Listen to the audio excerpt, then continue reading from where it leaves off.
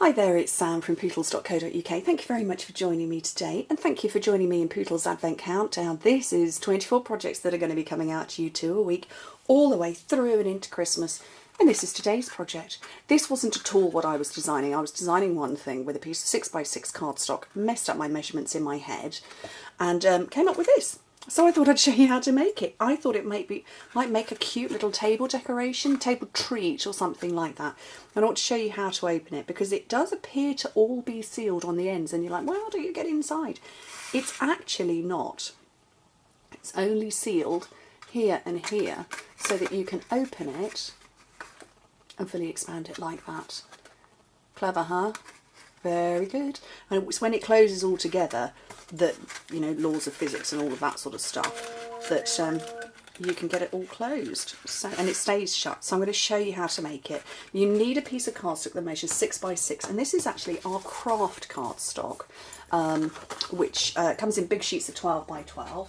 Very nice to stamp on, but I have kept it plain, so I'm going for kind of a rusticy type of Christmassy thing. So 6x6, 15x15 centimetres. And you score it on the first side at 1 inch and 5 inches, which is, and I've jumped that, 1 and 5, which is 2.5 and 12.5. Then you turn it around and you score it at 1 3/4, 3.5, and at 5 1/4 inches, which is 4.5, 9 and 13.5.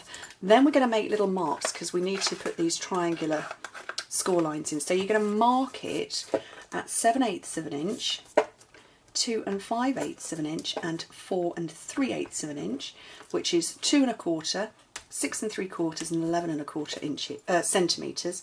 And then you flip it, don't rotate it, flip it to do exactly the same. So 7/8 of an inch, 2 5/8, and 4 3/8. So again, 2 1/4, 6 3/4, and 11 1/4 centimetres. Okay, so grab your steel rule and we're going to join up that line to there, and the cat's outside my office door. So that's my little mark, and I'm going to join it to the corner marks that I've already scored. And she literally is right outside the office door. She's letting everybody know she's here. She's saying, Mum, you haven't filmed for a little while. I need to come and let everybody know that I'm still here. So all the way round. So there's 6 triangles we're creating.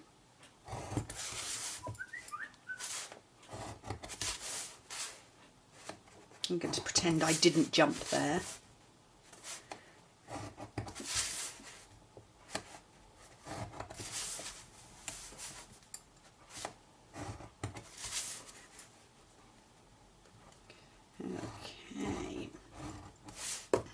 So hopefully you can see all of that. Clever, huh? So we're going to fold and burnish the score lines. Oh, just dropped my ink pad.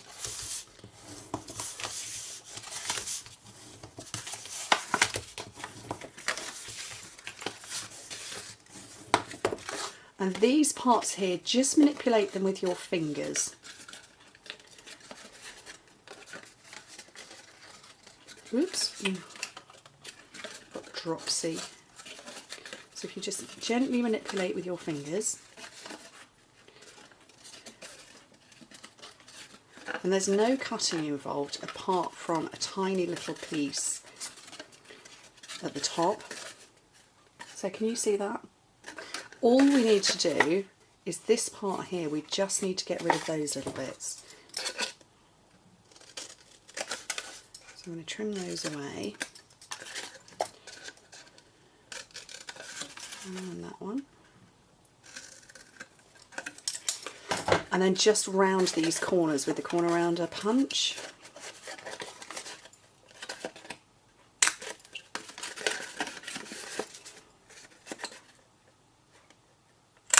Super simple.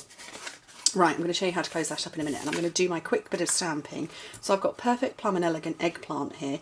I like to go for non-festive colours or non-traditional colours. I've got pink and pink, Blushing Bride and Rose Red. I've got the Antique Tag stamp set, which is one of the Hostess stamp sets, and I love this because obviously it fits with tags. And this one here goes with my washi label. So I've got the rose red ink matching that cardstock, but I'm going to stamp it onto the Blushing Bride.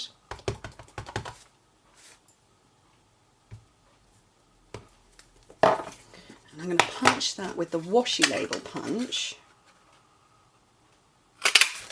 I've got the 1 1/4 inch scallop circle and some dazzling diamonds. And then the decorative label into some rose red, and I'm going to stack it all up with dimensionals, which I've got in here. So I'm going to take 2 from behind the Blushing Bride. Actually, I need a third one. Let me get this the right way round. So the Christmas is going to sit on top of this circle, so I need a double stack on that side.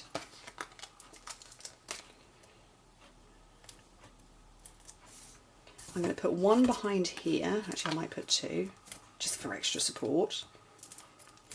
Put that over on here, offset to one side. And obviously you can see I've got dimension going on here, which is why I've got the double stack there, which means it will all sit flush. Put it down to the bottom a little bit, and then I'm going to attach that to some ribbon with some fast fuse in a second. So I'm going to bring this back in.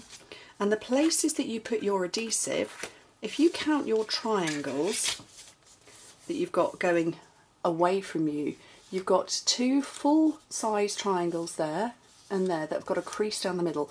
That's where you put your adhesive, only on the 2 full-size triangles with the crease.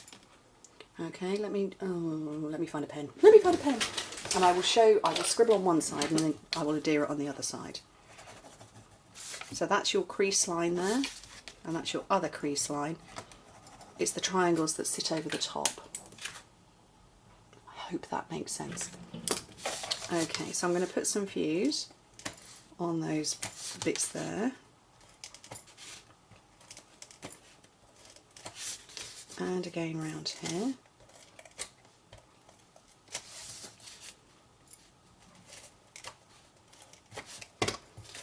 And when you squish them together like that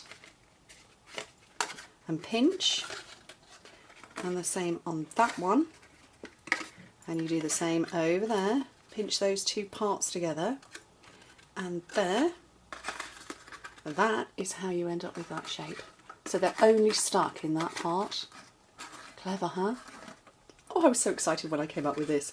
And then those 2, the half triangles, they will naturally pull together, and that can fold over when you put your ribbon top on. So I've got the jute ribbon.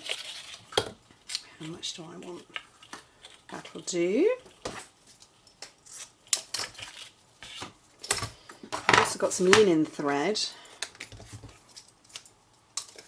and it's got a kink in it, so I'm just going to de-kink those parts.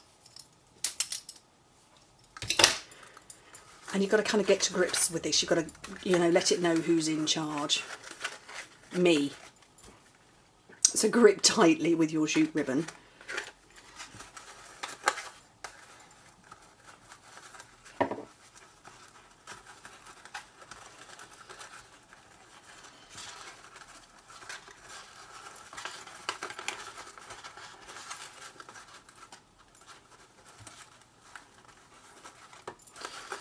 There we go. And then just trim off and prettify up. That's a bit too much there, I think. There we go. And if it is still a bit loose, it's a bit like when you tighten a ponytail when you've got an elastic band in, just pull them away from one another and the linen thread does slip down. But it's just holding it all closed, so it's obviously holding those extra bit. Now I can pop this on, so run some fast fuse just down the centre part.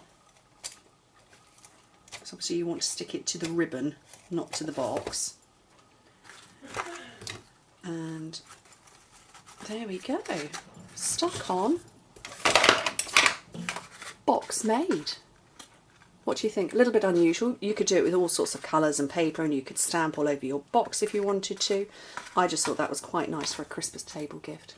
Anyway, you can see that needs tightening a little bit under there. So Let me show you how to do it. There we go. Sorted. Anyway, thank you ever so much for joining me. I hope to speak to you very soon.